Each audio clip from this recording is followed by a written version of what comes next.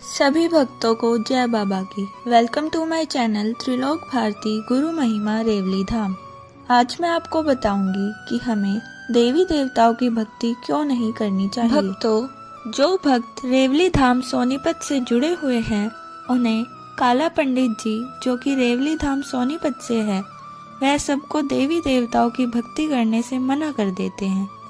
उनकी बात सुनकर कुछ भक्त संशय में रहते हैं कि काला पंडित जी देवी देवताओं की भक्ति करने से मना क्यों कर रहे हैं, और वह पूर्णतः बाबा के चरणों में समर्पित नहीं हो पाते, क्योंकि कहीं न कहीं उनकी आस्था किसी देवी देवता से भी जुड़ी होती है। तो भक्तों, आज की इस वीडियो में मैं आपकी समस्या का समाधान लेकर आई हूँ। आज हम हमारे 5 देवताओं, जिन्हें महापंचभूत कहा जाता है, के विषय में बात करेंगे। ये हमारे बाह्य देवता हैं। इनके नाम इस प्रकार हैं: अग्नि देवता, आकाश देवता, वायु देवता, जल देवता, पृथ्वी देवता। तो पहले बात करते हैं अग्नि देवता की। अग्निदेव से हमें आग प्राप्त होती है, जो कि कच्चे भोजन को पकाने में व अन्य कामों में प्रयोग की जाती है। पहले समय में आग जलाकर जंगली जानवरों को भगाने में भी मानव को मदद मिलती थी। देवता किसी को नहीं जानते। जैसे आग को हम सेकने के काम तो ला सकते हैं, लेकिन अगर इसी आग में कोई जलकर मरना चाहे तो वह मना नहीं करेगी, क्योंकि वह हमें नहीं जानती है। अतः हमें अग्नि का सदुपयोग करना चाहिए, अन्यथा इसका परिणाम गलत होगा। अब बात करते हैं आकाश देवता की। आकाश का संबंध हमारे चित्त से है। जिस प्रकार आकाश बिल्कुल साफ होता है और ऊपर देखने पर उसमें तारे दिखाई देते हैं, उसी प्रकार हमारा चित्त भी आकाश की तरह साफ होना चाहिए। मनुष्य को किसी से बैर विरोध नहीं रखना चाहिए, गलत संगत में नहीं रहना चाहिए। मनुष्य को हमेशा अच्छे संस्कारों का आचरण करना चाहिए।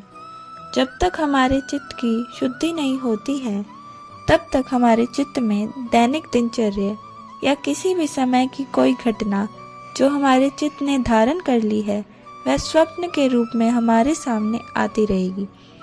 अतः हमें अपने चित्त की शुद्धि के लिए निरंतर परमात्मा का भजन करना चाहिए, और एक दिन ऐसा आएगा कि हमारा चित्त आकाश की तरह निर्मल हो जाएगा। यही आकाश की सच्ची सेवा है। अब बात करते हैं वायु देवता की। वायुदेव अर्थात पवन देव। पवन देव कौन है? हनुमान, जो कि पवन पुत्र है।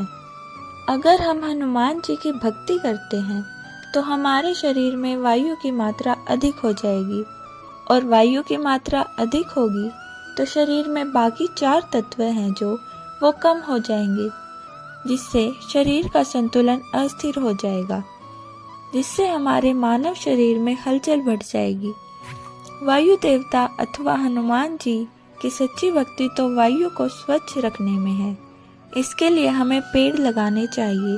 वह वायु प्रदूषण न करे तो वायु देवता की सच्ची भक्ति होगी। अब बात करते हैं जल देवता की।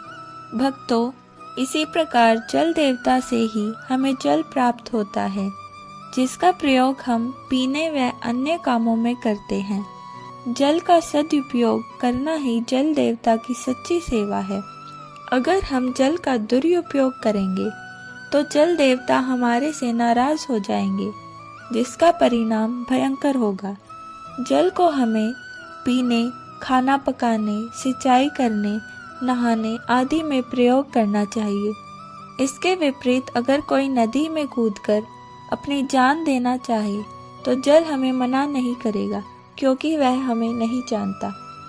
अब बात करते हैं पृथ्वी देवता की। पृथ्वी हमें अन्न, फल व अन्य खाद्य सामग्री उपलब्ध कराती है। हमें पृथ्वी की उपजाऊ शक्ति को बनाए रखना चाहिए।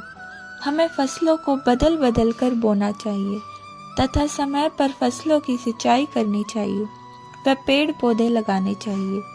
यही पृथ्वी की सच्ची सेवा है। इसके विपरीत आज का मनुष्य अपने थोड़े से स्वार्थ के लिए पृथ्वी पर गंदगी फैला देता है। वह कचरा जैसे प्लास्टिक आदि पृथ्वी में दबा देता है, जो कभी नहीं गलता और जगह जगह पर कारखाने से निकलने वाला गंदा पानी भी पृथ्वी को दूषित कर रहा है। मनुष्य द्वारा पृथ्वी की सेवा, धरती को बंजर होने से बचाना, पृथ्वी का सही श्रृंगार उसको हरा भरा बनाए रखना है। यह नहीं है कि वह पृथ्वी की पूजा करने बैठ जाए। इससे पृथ्वी पर अन्न का एक दाना भी नहीं उगेगा। इस प्रकार यह कथन बिल्कुल सत्य है कि देवता व्यवहार में लाने योग्य हैं, पूजा के योग्य नहीं, क्योंकि देवता हमें नहीं जानते हैं। हम इनका सदुपयोग करके इनकी सेवा कर सकते हैं ताकि वो ऋण चुका सके। हमें जो कुछ भी इस प्रकृति से मिला है उसका भुगतान अवश्य ही करना पड़ता है। हमें फ्री में यहाँ कुछ भी नहीं मिलता है। अगर फ्री में हम सांस भी लेते हैं तो बदले में हमें पेड़ अवश्य लगाना चाहिए। अगर हम प्रकृति से मिली वस्तुओं का दुरुपयोग करते हैं तो किसी न किसी रूप में हमें उसका दंड अवश्य भरना पड़ेगा। जय बाबा त्रिलोक भारती। जय हो गुरु महाराज।